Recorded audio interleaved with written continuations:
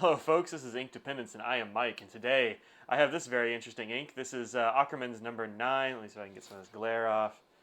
There we go. It's Laan van Nieuw Oost-Indigo, which I forget what it means. It's about a blue street, I think. But I know I have some Dutch viewers, and perhaps they can help me out with that. So there you go. This is the Oost-Indigo, and it's a very interesting sort of ink, and I'm not sure exactly what color to call it. I don't think I would call it indigo, though, and you can actually see here that I've got some dappled sunlight coming through. But this is the color of the ink, more or less. You can see it's better here in the writing bit right here. This is written with a big, broad nib, and it has a very nice sort of shading going on. I think it's very cool. It's not shading where it kind of, I don't know, looks like it fades in and out while you're writing, I don't think. It just kind of, I don't know, goes to the edges. You can see that perhaps better in the images on the blog, which is inkdependence.com. If you haven't been there before, go check it out. Here it is in a couple of pens down here. You can see the writing samples from those two pens. They are these. This is the Invincia, the Monteverde Invincia. This is the chrome version. No, what's it called? Stainless steel is what they call this one. And this is actually a very nice, the Invincia Deluxe. It's actually a very nice pen. I ought to do a review of it one of these days. This is not the standard nib. This is a nib that I got from Anderson Pens. They get their nibs done by the same people that do some other nibs for other companies, that sort of thing. It has this nice engraved A on there. Well, laser engraved. Laser etched? Lasered Anderson. Anderson lasers is what this is. But it's a broad nib and it's very, very smooth. And I quite like it a lot. And I really like this pen actually a lot too. You can't get them anymore. They're all sold out and gone. But I got this for a pretty great price. So anyway, I'll make this. You can find Invincia Deluxes around. But not this stainless steel. I think this was all gone. So this is the other one I had it in, which is a Delta Fusion 82. This is a very cool green color. It's a little bit swampy. I think Anderson Pens actually still has some of their custom Deltas in this color. They have the Delta, what the heck is the name of this thing? The Unica. So this is the red one, which I don't think there is any of left, but you can get the green one. It's very cool. I gave one away actually a little while ago. The Unica, not the Fusion 82. Fusion 82 has a medium nib. It's much smaller. It's a pretty fine medium, I think, and it's got this weird like gold plate thing on the top. It's like welded on or something, but I don't know if it does anything. It's a stainless steel nib otherwise, but it's a very nice pen. I quite like it now. Anyway, so that's what it was in, and you can see that it performed very well in both. I didn't have any problem at all. Didn't really have much bleed feather or spread, even from the broad nib. On the copy paper, we'll look at that in just a sec. I haven't seen any sheen from this ink, and here it is in the swatch, and still no sheen. So I'm guessing no sheen ever from this ink, which is fine. A lot of people don't really like the sheen, and that's cool. It does shade, though, a bit. Like I said, it shades to the edges of the text, which is cool, especially in the broad nib. In the medium nib, which is much finer, you don't really see that too much. It kind of looks more solid. So if you like shading, cool, go with the broad nib. If you don't like them, then, whatever, go with the smaller nib. So there you go. Flow is perfect. I don't really know if I would call it wet or dry. Just it's kind of dead in the middle there. I really like it a lot. And like I said, I don't know why they call it indigo. I think of indigo as being much more purple, and this is definitely more of a blue. It's kind of a, I don't even know what color to call it. Like I said, I don't know what to say this blue is. It's not quite blue jean. It's not quite teal. It's definitely not a turquoise, I don't think. I don't know. It's not indigo, though. Indigo is definitely purple. So anyway, there you go. But I like it a lot more in the broad nib than I do in the medium nib, which is kind of fine, really. And you see a little bit of shading here on the Rhodia. On regular old papers, though, like this 20-pound bond that I use for copy paper tests, it looks just fine, I think. It behaves perfectly well on regular old papers. No problems at all, no bleeding, feathering, or spreading, really. I guess there's a little bit of a feather, if I'm honest, like right there, maybe, but that's hardly noticeable. I wouldn't worry about that. And then on the back here is the writing sample we're looking at, and this is the broad nib, so you do get a little bit of bleed, and you get a little bit of bleed where I stop or pause, and maybe a few up here at the top. Not too many, barely any bleeding at all, but, a little bit. So it's not perfect, but it is pretty good. So there you go.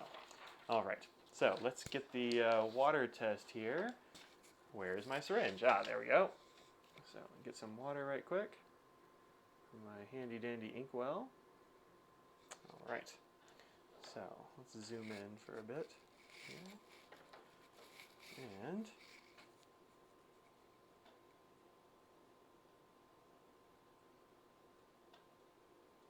without the needle on here, it just kind of goes in one blob after another. Let's give a little. There we go. Now there's plenty. Whew. All right. So let's see. What will I wipe it up with? I'll wipe it up with this. This corner looks good. All right. Yeah, you can see a lot of the blue coming up there, but I think there's still going to be quite a bit left. So let's see. All right, let's go ahead and mop this up. I like how the paper towel just kind of zoops it right up there. Zoop. All right. All right, so you can see some there on the corner. It's not too bad, but there's quite a bit left, I think, here on the paper. So some very limited water resistance. I mean, you're not really going to see the true color of the ink anymore, but you will at least be able to read what you wrote. There's evidence here by water and test and the dots and everything still being there. So, hey, not bad.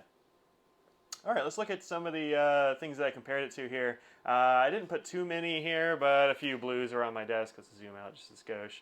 There we go, good. There it is. It's kind of a grayish blue, I guess, is the color I would call that. Ackerman 03, which is just Ackerman blue, or Ackerman blau underneath that. I'll be talking about that soon on the blog. And then here I've got Blackstone's Barrier Reef, which it had dried up a little bit in that pen. I hadn't used it for a while.